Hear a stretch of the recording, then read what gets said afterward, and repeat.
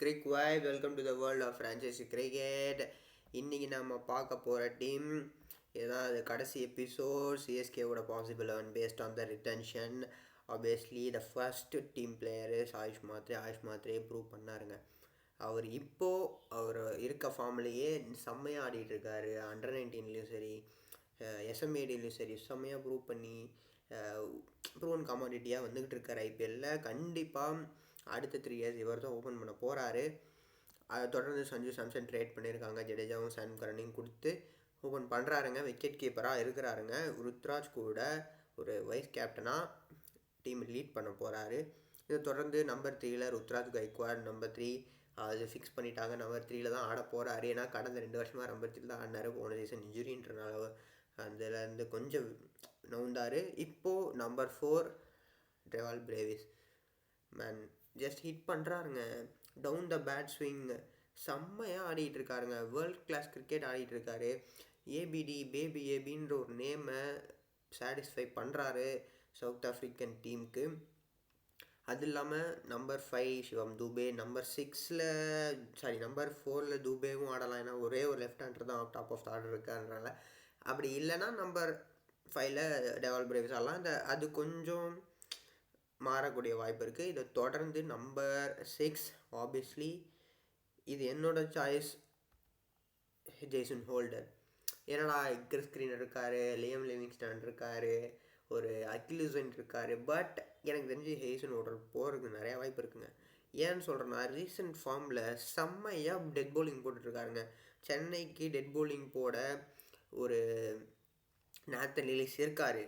But அவங்க இப்போது இருக்க பர்ஸை வச்சுக்கிட்டு அவங்க ஆப்ஷனில் போயிட்டு ஒரு மதிஜா பத்திரானாக்கு திருப்பி செலவு பண்ணி எடுக்கணும் அப்படின்னு போக வேணாம். ஏன்னா ஓல்டு ஆக்ஷன்ஸ் தான். திருப்பியும் வைடு போடுறாரு, நிறைய ரன் கன்சிட் பண்ணிட்டு தான் இருக்கார். IL T20 நேற்று ஆடினார், 41 ரன்ஸ் கொடுத்தாரு, ஒரு விக்கெட் தான் எடுத்திருக்காரு. நான் அவரை அது பிளேயரோட சுச்சுவேஷன்ஸும் இருக்குது, அவருக்கு இன்ஜுரி இருக்குன்றப்போ எதுக்கு அவங்க ரிஸ்க் எடுத்து ரிலீஸ் பண்ண ஒரு பிளேயரை எடுக்கணும். ஜேசன் ஹோல்டர் குட் பி நல்ல ஆப்ஷன் தாங்க. ஒரு tall fast bowler, down the order வந்தால் அடிப்பாருங்க, டீசெண்டாக அடிப்பார். ஹிட்டரா அப்படின்னு கேட்டால் என்னால் சொல்ல முடியாது. ஏன்னா ஒரு நல்ல ஒரு பேஸ் ஜென்ரேட் பண்ணுறாரு, டெத்தில் போட தெரிஞ்சிருக்கு. இதை தவிர்த்து சிஎஸ்கே பெருசாக எதுவும் பார்க்க மாட்டாங்கன்னு தான் நான் நினைக்கிறேன். நம்பர் கண்டிப்பாக தோனி இருப்பாருங்க. இந்த 11ல் கண்டிப்பாக தோனி இருப்பார். தோனிக்கு அப்புறம் அல்ஃபில் கம்போஸ் ப்ரூவ் பண்ணுறாரு. நான் பவர் பிளேயில் நல்லா போடுறேன், மிடில் ஓவர்ஸில் ஓரளவுக்கு போடுறேன் அப்படின்னு ப்ரூவ் பண்ணுறாரு. வித் பேட் இன்னும் ப்ரூவ் பண்ணல. வித் பேட்டும் ஓரளவுக்கு டீசெண்டாக அடிக்கக்கூடிய பிளேயர் தான், ஒரு ஆல்ரவுண்டர் கேட்டகரி தான். இதை தொடர்ந்து நூர் அகமது. இங்கே உங்களுக்கு 3 ஸ்லாட் ஃபில் ஆகிடுச்சு. Foreign slot Dewald Brevis, Jason Holder, Noor Ahmad. அதை தொடர்ந்து கலீல் அகமது பவர் பிளேயில் போடுறாரு. டெத்தில் போட்டால் அடிச்சிட்டாங்க. ரொம்ப ஷெப்பர்டு கிழிச்சிட்டாருங்க. இதை தொடர்ந்து நாத்தன் எலிஸ். இப்போ நீங்கள் பார்க்கலாம், இதை 11ஆகவே பாருங்கள்.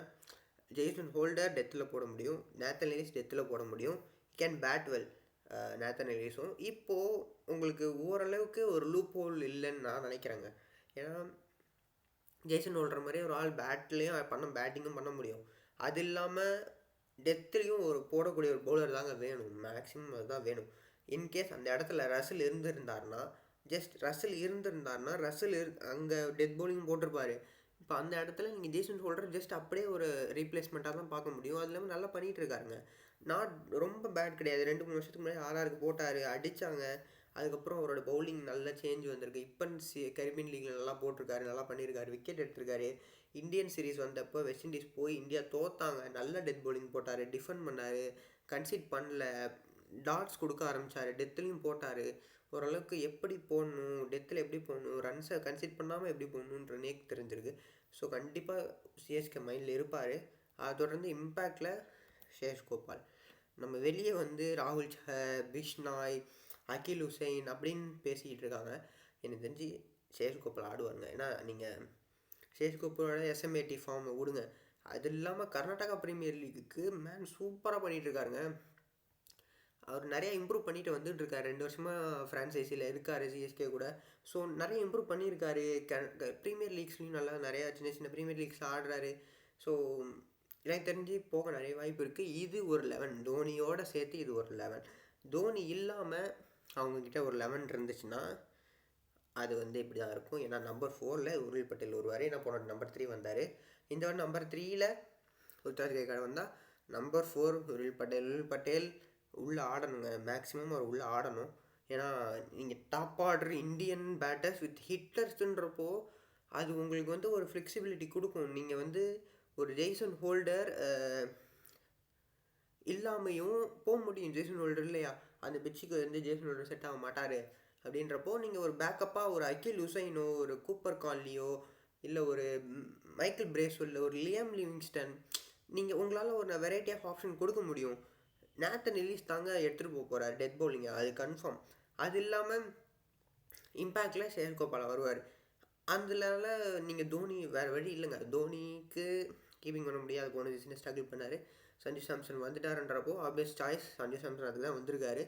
ஸோ இந்த மாதிரி போச்சுன்னா நம்பர் 4ல் உருள் பட்டேல், நம்பர் 5ல் பிரேவிஸ், நம்பர் 6ல் சிவம் தூபே, 7ல் ஒரு ஜேசன் ஹோல்டரோ இல்லை லியம் லிவிங்ஸ்டோனோ இருக்கிறப்போ உங்களுக்கு ஃபினிஷர்ஸ் அங்கே ஃபினிஷிங்கில் வந்துட்டாருங்க. Brevis, Shivam Dube, Liam Livingstone or someone else ஏதோ ஒரு நல்ல ஒரு ஹிட்டராக எடுக்கிறாங்கன்றப்போ வெரைட்டி ஆஃப் ஆப்ஷன்ஸ் இருக்குது. ஸோ எனக்கு தெரிஞ்சு தோனி இல்லாமையும் போக முடியும், டீம் ஜெயிக்கவும் முடியுன்றது தான் நான் சொல்ல வரேன். நீங்கள் என்னடா தோனியே இல்லாமல்னு சொல்கிறீங்களா?